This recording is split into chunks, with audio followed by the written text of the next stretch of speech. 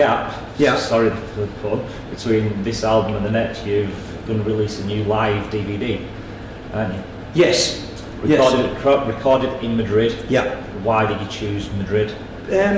We chose Madrid because we had been there a couple of times and played, and the crowds went absolutely bonkers. Right. You know, and they sing along, and they, you know, and they go crazy.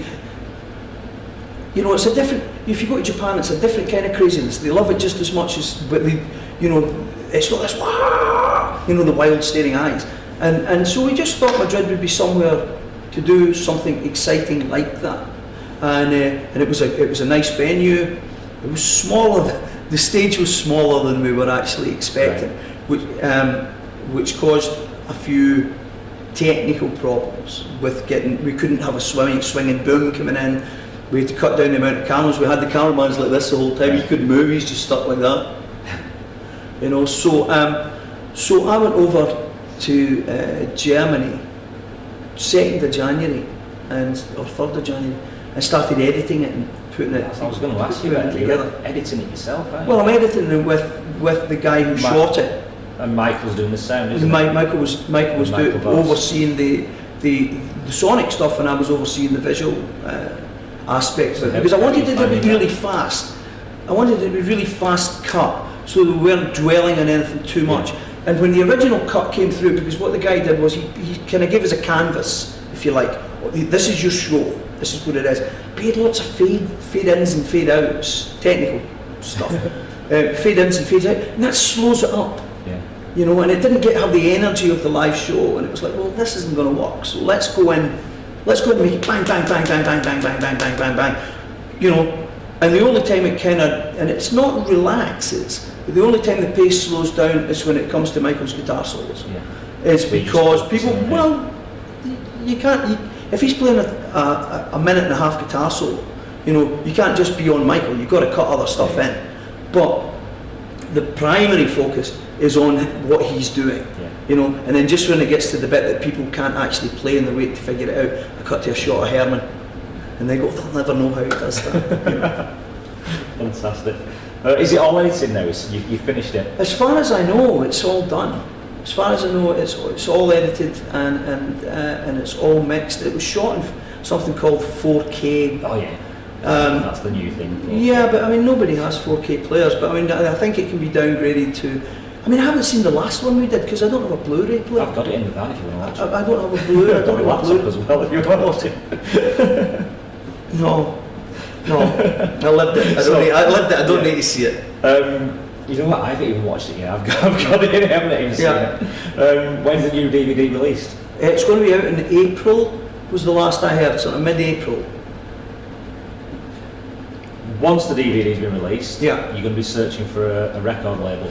Yeah. Because you're currently using Michael's record with Michael's solo deal that Michael's had for a while now, and you know, and everybody has opinions about how they want things to sound and how they want it to be and how they want it to be done.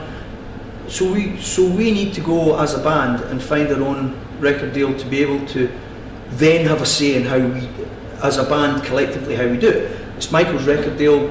He has a deal with the record company. So there are certain parameters that have to be met that are built into his deal. Whereas we have our own deal, then we can go and we, at the stage when we negotiate with the record company, we can say, well, this is what we'll require, you know, because, I mean, we did one video for Vigilante Man, and we did it in Manchester here actually, at the Ritz, and then we had nothing, but we were going to have to be releasing singles. So I had just to gather as much footage as I could and put videos together so that we would get the promo, so that we could have something visually up there so that people could see it. So I mean, I did Live and Let Live, I did Communion, I've done all the trailers for the touring and stuff. Because if you don't have that visual, people need to be able to see it as well as hear it. So we have to try and do that, but you can only do so much of that because you use up, you know what it's like, you get 10 minutes of footage, you can only use maybe 15 seconds of that, and then you can never use it again, and it always, you know, so it's just putting stuff together. Going back to your Rainbow days, Mm-hmm. Ritchie Blackmore, going up to present actually, Ritchie Blackmore obviously has put together a new lineup of Rainbow, and he has a tendency, including yourself, of finding some pretty good singers. Yeah. Have you heard Ronnie Romero? No, I haven't heard him. I met him in Madrid actually, came to the Madrid show, and a nice lad, and we shot the video the day before his 34th birthday, and he says, "What age were you when you got the job with Ritchie?" I says, "I was 34, I'll be 34 tomorrow." You know, and I mean, he's a Rainbow fan, and you can't ask for any more than that. Yeah. Somebody who knows the material, understands, you know, what the fans will want. He'll do what I did, which is go in there and do what you would want to see if you were paying your money to go and see it. I've seen him on YouTube doing a few Dio covers. Right. And yeah, he's got the voice. Right. It'll fit in well. Yeah. I should think. Yeah. Well, I mean, it'll be interesting to see. I mean, it's difficult to talk about it because people have in order for it to really be Rainbow, right? They need to do an album, or it's not. I mean, you can call it whatever you like, but it's not really. Yeah. That's Ritchie Blackmore's Rainbow, isn't it? So but that's why he's still got his name now. Yeah, but when David Coverdale took Whitesnake out, with every Whitesnake that he changed around, he always recorded an album. Yeah. You know, that's just what you do.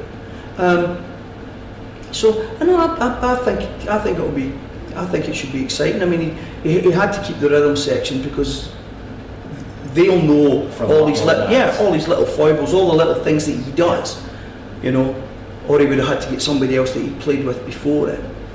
You know, because he has, unless you understand what he's doing, it takes a lot of rehearsal and road time to get it together. So they played together for a long time. He's only doing 3 shows.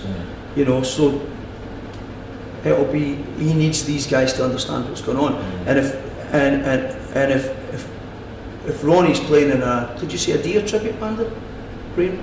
No, just on YouTube, just in a studio. Oh right, okay. Just singing them to himself. Okay. I think. Well, I mean, he'll know all that stuff, so he'll just be able to walk up and knock them dead. And Jens, of course, is a great keyboard player. You seem to have endeared more to Rainbow fans over the years. Do you think it's because Stranger in Us All is such a good album that people have realised how good it is as the years have passed? I don't know. I mean, it was kind of panned by the press at the time. The fans took to it. You know, it was because when Ritchie and I sat down to talk about what kind of album we wanted to make, I said a cross between Rising and Burn. Now he blinked. You know, we were on our way to doing that with Black Masquerade and Ariel and Hall of the Mountain King, and then he blinked and said we don't have any radio friendly songs on there. So he blinked and we went on a sort of more commercial path with some of the songs. But then he released Ariel as a single anyway, so it wouldn't have made any difference. But I don't know. You'd need to ask them. I don't know if people seem to like that version of Rainbow, which is great because I liked it. I thought it was good. I think Ritchie was playing well. I thought we brought a good drama to the stage. I think it was authentic. I think it was real. We'd spent a lot of time together in the studio. We spent a lot of time together playing football. You know, so we had a good tight relationship, despite what he says now. You know, despite what he may say now.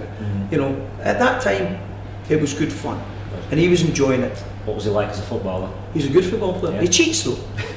He cheats. I mean, we used to play and we would have referees, and the referee would say, "That's a corner kick," and he'd go, "No, it's a goal kick." But you put it. No, I didn't. You know, and he'd pick the best players for the team. Whatever you say. Yeah. And for a reason.